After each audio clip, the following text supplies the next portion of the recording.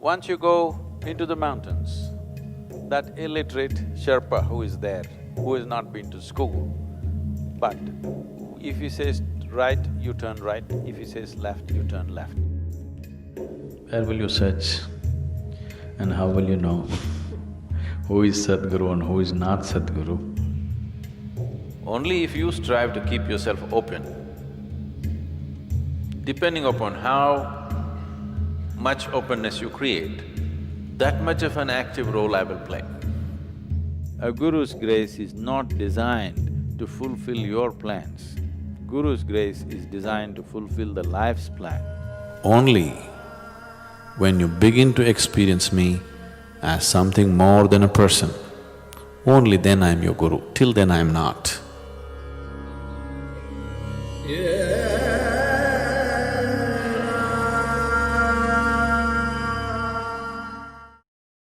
If you could help us understand the role of a guru. When you say a Sadhguru, you're saying an uneducated guru. That's what it means. Because you don't come to a Sadhguru to know about the scriptures, you don't come to Sadhguru to know about rituals. Because the only thing that I know is, I know this piece of life from its origin to its ultimate, and this is all I know. By knowing this, by inference, you know just about everything because everything is made the same way. Today there is something called as a constructional theory where they're talking about how the atom and the cosmos are essentially fundamentally same design, only the sophistication and complexity is multiplying. So the amoeba and you and me are made the same way, only the complexity has multiplied. Having said that, in what way is a guru relevant means, you're trying to walk on uncharted terrain. Every year, I trek in the Himalayas, in Nepal and Tibet.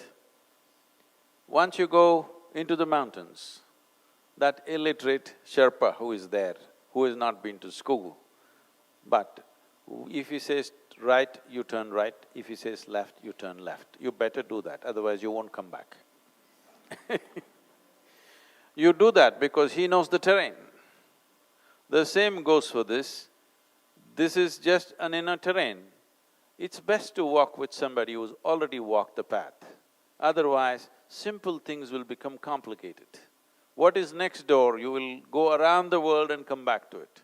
So, why is a guru needed? It can be done without it. I'm asking you a simple question. Even to learn ABC, the alphabet, you needed a teacher. But you could have learnt it by yourself, maybe you would have taken a lifetime, but the teacher taught it to you in a month or two. That's a big difference. So, like somebody was talking to me and they asked, what is this guru about? I said, this is the GPS, a living GPS, a guru positioning system, you know. If you want to find your way, it's best in uncharted terrain, unknown terrain, it's best to walk with somebody who's already done the terrain once or many times. Otherwise, simple things will become very complex.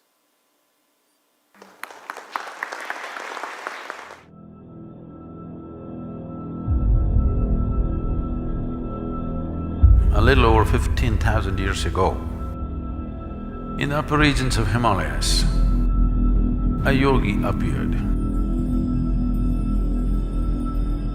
Nobody knew where he came from. His antecedents were unknown, but he looked extraordinary.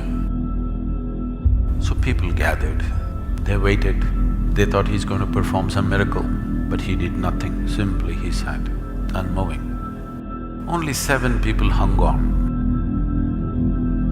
These 7 people recognized that this is a fantastic miracle because only someone who has transcended the physical nature can simply sit.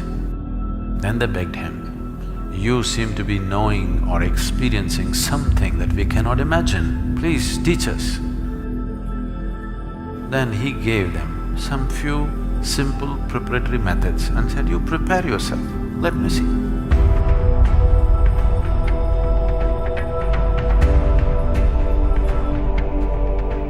They went on preparing themselves.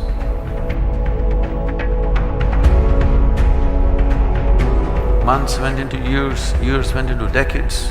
84 years passed. One day, he just looked. These 7 people had become shining receptacles.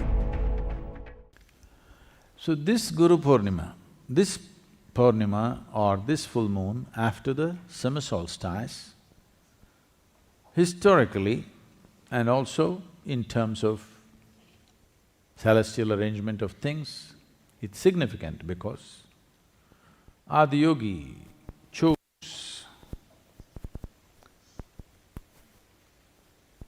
to become an Adi Guru. The first yogi decided to become the first guru over 15,000 years ago on this day, which is called as Guru Purnima. It is the birth of the first guru. And this is the day he delivered or he started transmitting the most significant message to humanity, which was never before. That is, he made them realize that if you're willing to strive, all the limitations that nature has set upon you, you can cross.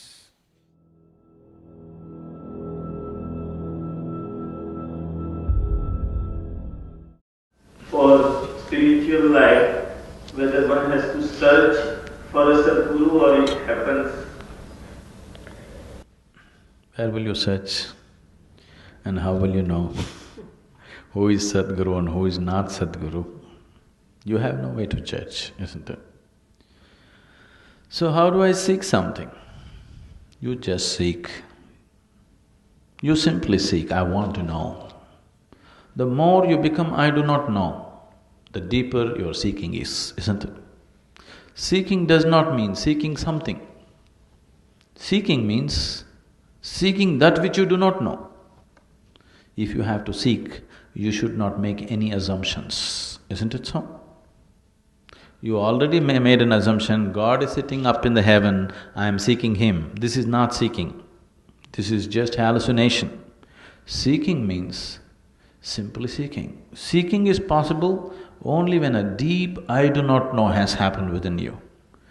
If a vacuum of I do not know happens within you, Sadhguru will happen to you.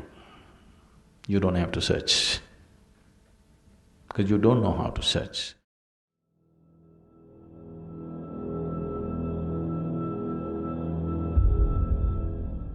What does one do?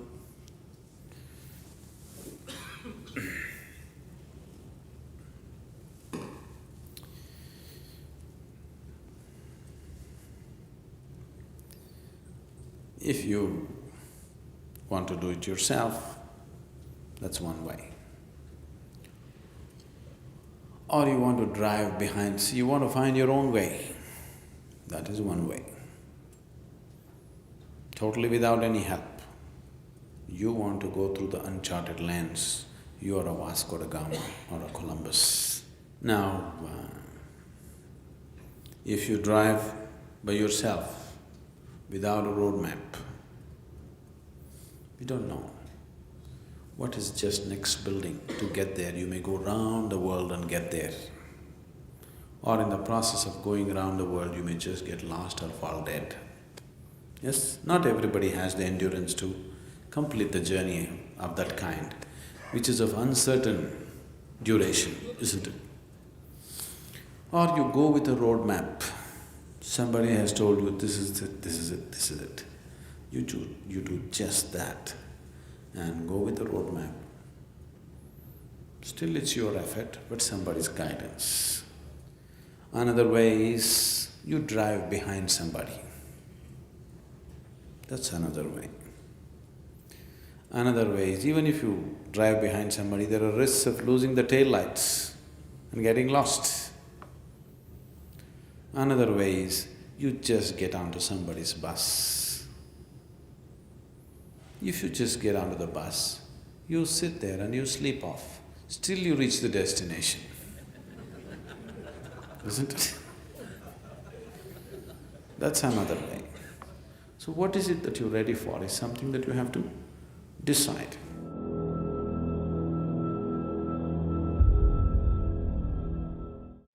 have very strong sense of aesthetics. Because of that, only if you strive to keep yourself open, depending upon how much openness you create, that much of an active role I will play. If you allow me, I will even decide what you should eat for your breakfast. Not as an imposition, but as a natural choice. I'm saying in the most mundane things, also it can find expression.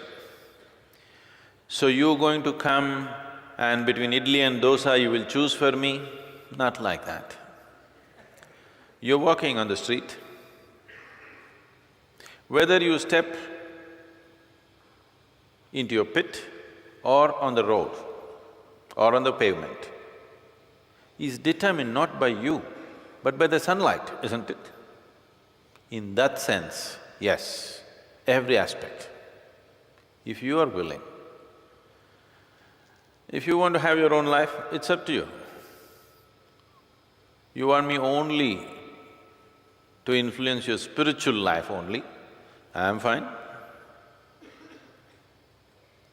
Some people see sunlight only when they go on a vacation, once a year. Some people, every day in the morning, they wake up early in the morning just to welcome the sun. That's your choice. I'll leave that to you.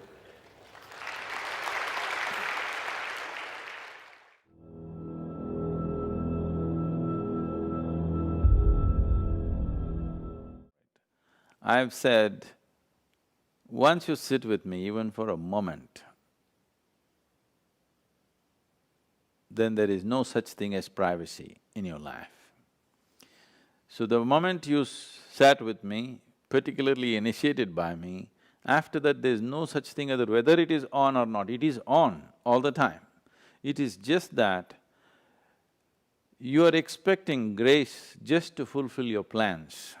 Most people are only expecting grace to fulfill their plans because this is an old habit of going to the temple, church or mosque and telling God what he must do. If he does not do, you will change your God. So this is an old habit. So grace is not about fulfilling your plan. Grace is about fulfilling life's plan for you. This is not about fulfilling your petty plan because every day your plans keep changing. At different stages in your life, many times you thought this is it and next moment you change your decision. So, grace, a guru's grace is not designed to fulfill your plans. Guru's grace is designed to fulfill the life's plan. You as a piece of life to fulfill its plan, to make life arrive at its fulfillment, not to fulfill your immediate plan. You want to go on a vacation, go, Sadhguru, why are you not helping me? This is not about that. So don't every other day keep on questioning, is it there with me, is it not there with me?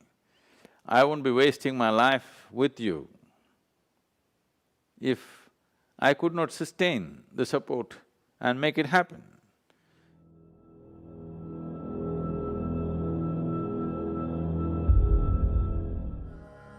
Guru is just a device. Guru is not a person, this must be understood.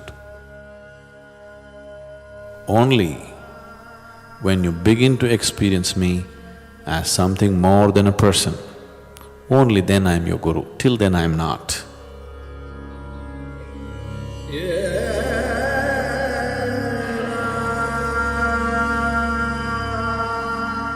The Guru Purnima is significant because one thing is of a historical significance because this is the day Adiyogi turned himself into a guru after the summer solstice.